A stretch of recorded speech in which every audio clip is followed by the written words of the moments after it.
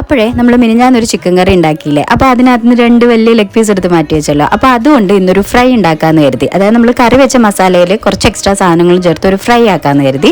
അപ്പം വെളുത്തുള്ളി, ഇഞ്ചി, ചുമന്നുള്ളി, പച്ചമുളക്, കുറച്ച് ഗ്രാമ്പൂ, പട്ട, പിന്നെ അതേപോലെ തന്നെ മഞ്ഞൾപ്പൊടി, കുരുമുളക് പൊടി, ഇത്രയും സാധനങ്ങളും ഉപ്പും കൂടെ ചേർത്ത് നല്ലോണം നമ്മുടെ ചിക്കനിൽ തടവിയിട്ട് ഒരു 3 വിസിലടിക്കാൻ കുക്കറിൽ വെച്ചു. കാരണം നാടൻ കോഴി ആയതുകൊണ്ട് നല്ല വേവ് ഉണ്ടായിരുന്നു, അതുകൊണ്ടാണ് ഞാൻ അങ്ങനെ ചെയ്തത്.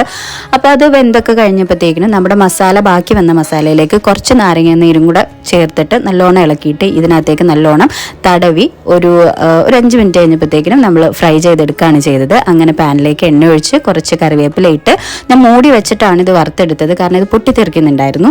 പിന്നെ ഇക്കാക്ക പെട്ടെന്ന് വന്ന് ഭക്ഷണം തായൂ എന്ന് പറഞ്ഞതോടുകൂടി ഞാൻ ഡെക്കറേഷൻ ഒന്നും നോക്കില്ല, പെട്ടെന്ന് തന്നെ ഇതിൻ്റെ ലാസ്റ്റത്തെ വീഡിയോ എടുത്ത് കൊടുക്കാമെന്ന് കരുതി അങ്ങനെ ചെയ്തതാട്ടോ. പക്ഷെ ഞാൻ ഉദ്ദേശിച്ചതിനെക്കാട്ടി നല്ല അടിപൊളി ടേസ്റ്റുള്ള ഒരു ചിക്കൻ ഫ്രൈ എനിക്ക് കിട്ടി. അപ്പോൾ അത്രയേ ഉള്ളൂ. വീഡിയോ ഇഷ്ടമായാലും സബ്സ്ക്രൈബ് ചെയ്യാനും ലൈക്ക് ചെയ്യാനും ഷെയർ ചെയ്യാനും കമൻറ്റ് ചെയ്യാനും മറക്കല്ലേ. ബൈ.